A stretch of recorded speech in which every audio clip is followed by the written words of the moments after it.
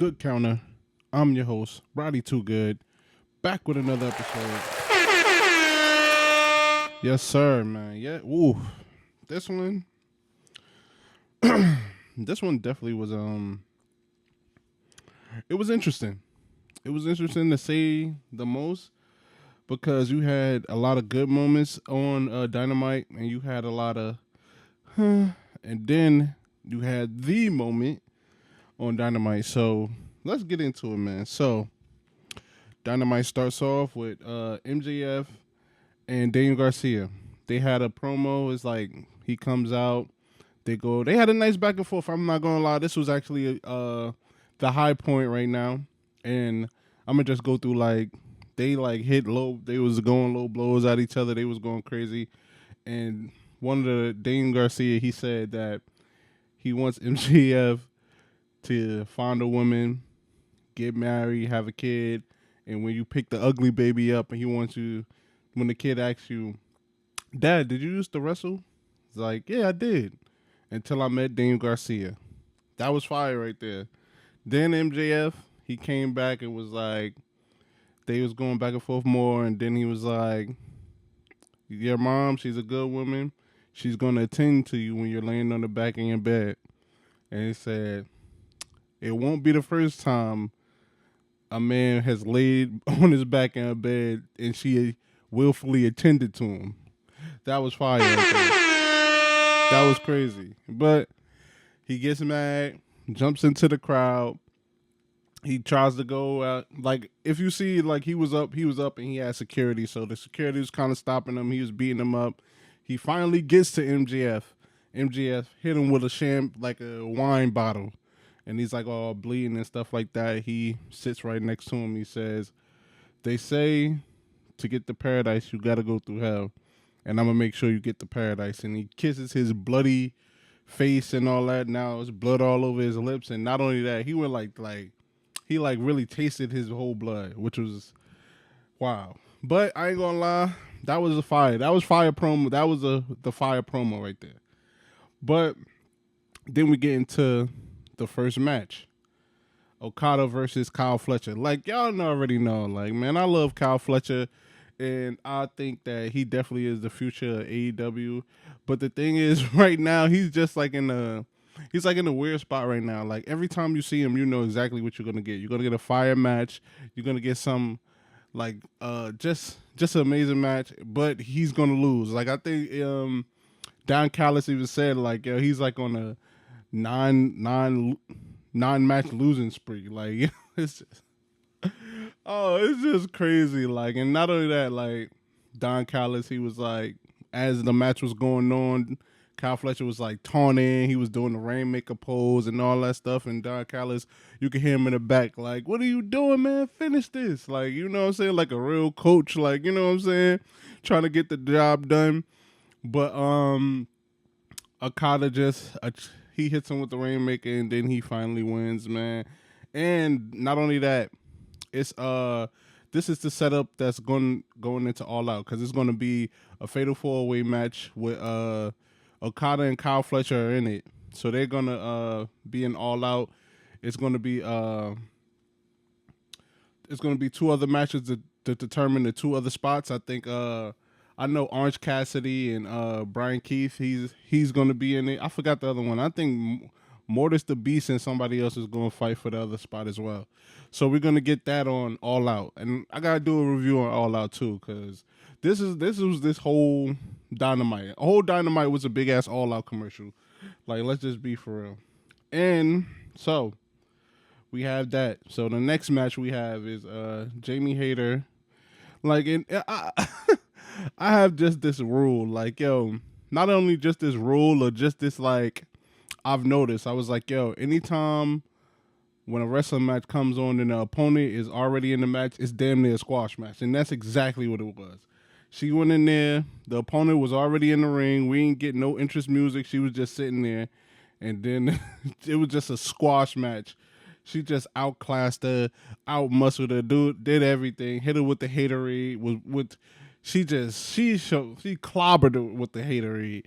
Like, it was just amazing. But But also as that was happening, Saraya and other girl was like in the back, like looking at her. So I guess they're building up to that. I guess that's definitely going to be her next feud. I don't know when that match is going to happen, but it's definitely going to happen. They've kind of been connected ever since All In.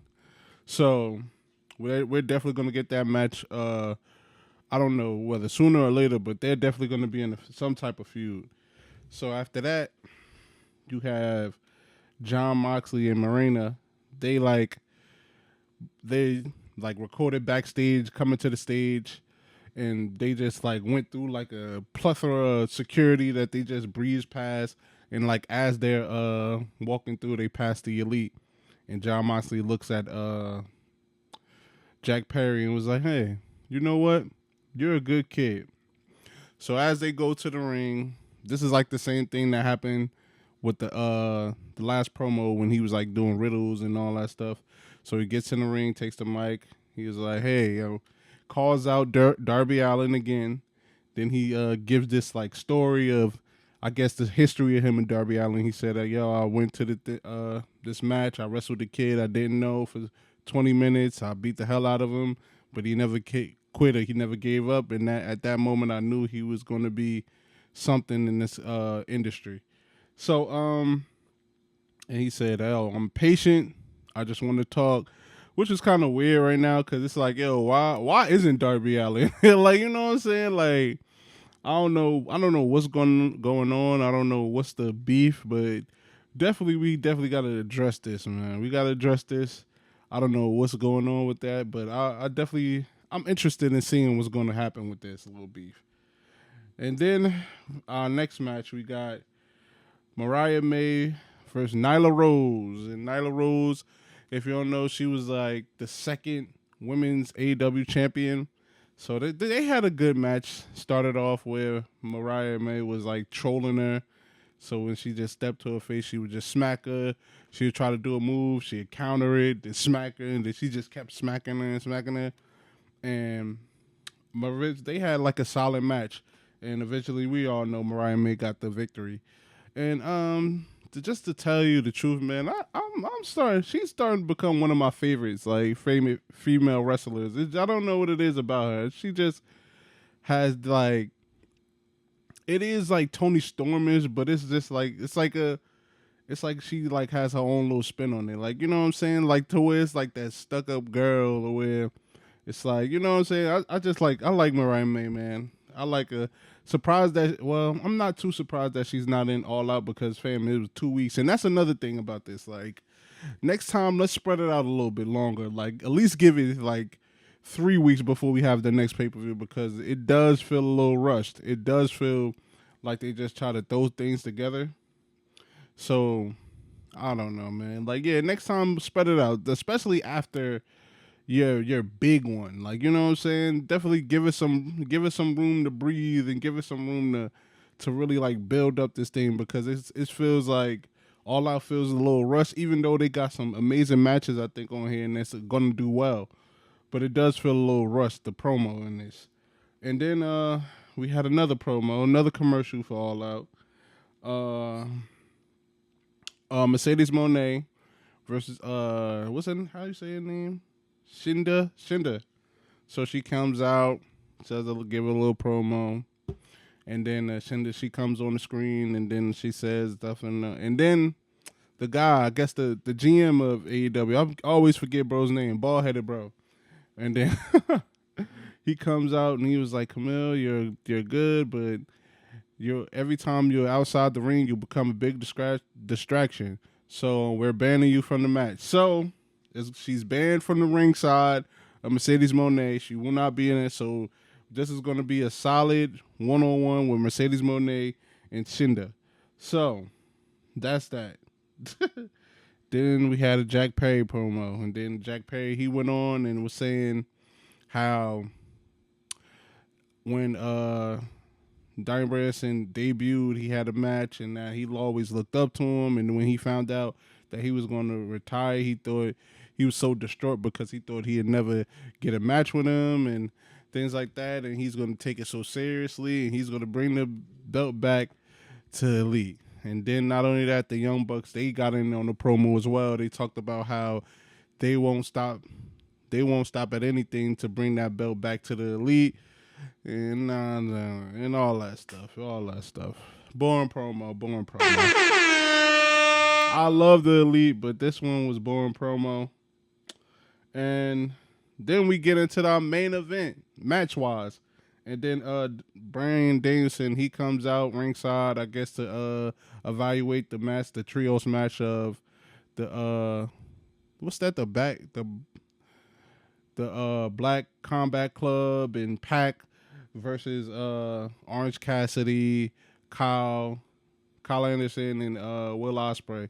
They had a solid match. And they was talking to Brian Danielson about, you know, how the stakes are high. As the match was going on, he was like at the announcement table, and he was talking about how the stakes were high because even if he takes his loss, his career is over and things like that. So like they was talking about that, and then they had just a solid match, and you know they got I think it was just a solid match. It was a solid match because well, I'm just it was a solid match, man. And then not only that, after the match, I guess the Elite tried to come out and jump Orange Cassidy and them, and then Brian Danielson, he got involved, and they was saving this and saving that, and then the Black Combat Club, they issued a challenge to the Young Bucks, said we want a title shot at All Out, and then I guess they granted it. So they they defending their titles again on All Out against the Black Combat Club. So you got that. You got Pac versus Will Ospreay. So you got it was just a whole, like I said, this is a whole commercial for All Out, man. This was a whole commercial, and this was like a bunch of this was like a filler part. This is all filler to get to the main thing. And before I get to the main thing, and the main thing that actually matters and all that stuff, is that today AEW, they released the video. So they released the video. Swerve, he said like he was talking about like his childhood home and how he has so many memories, and that his family fell on hard times and the house got foreclosed, and now that he signed his contract, he's able to get those memories back and buy his childhood home. So I was like, oh, okay, that's solid. So to me, I was naive. I didn't think nothing of it. So they had at the end of the show, they was gonna have like a contract signing. So it was gonna be Hangman Page and Swerve. So Swerve comes out, sits at the table. They hit Hangman Page song. First song, he doesn't come out. Second, he doesn't come out. Then he comes up on the screen inside a home. It's Swerve's childhood home. And then he was like, finally, I found something that you loved. This, that, and third. And then he was saying that, talking about the home and stuff like that, talking about their match. And then basically he just sets his childhood home on fire. Listen, man. You want to talk about raising stakes? You want to talk about just taking it there? You know what I'm saying? Like this was the one. Like yo, this was definitely this. No pun intended. It was fire, man. It was dope.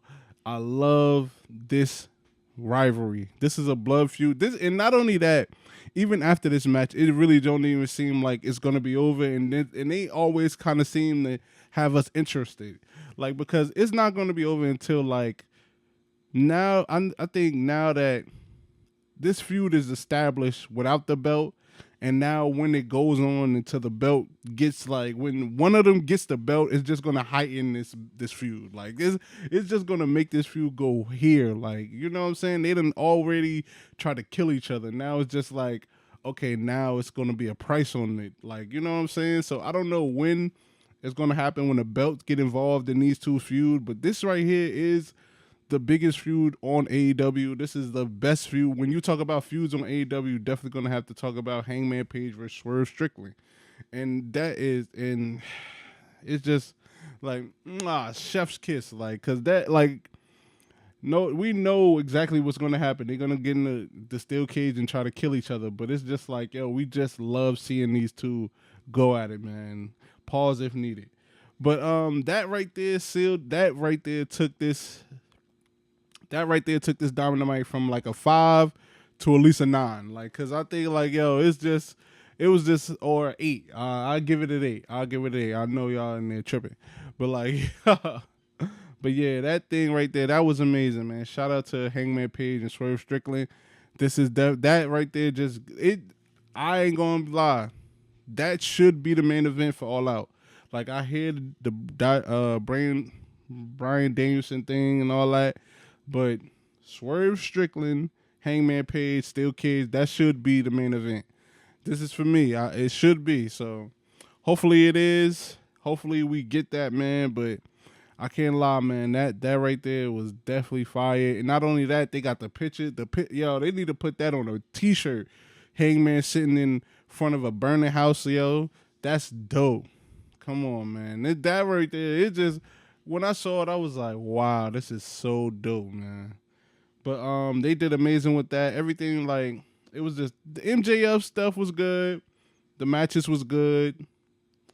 The everything else kind of was like filler, and the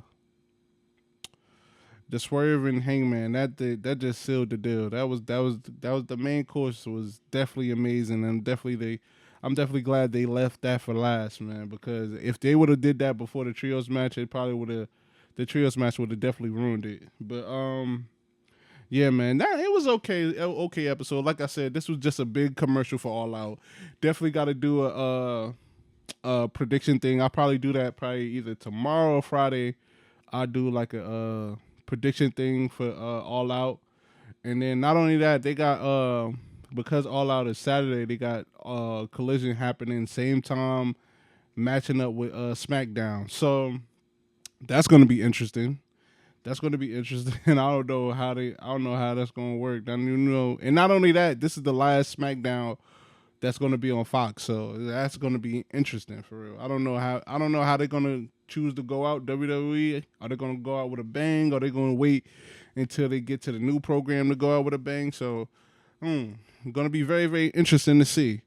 But yeah, man, tell me what y'all think about it, man. Hit the comment section, hit the like button, hit the subscribe, man, and hit that bell. Come join the family, man. Come join the family, man.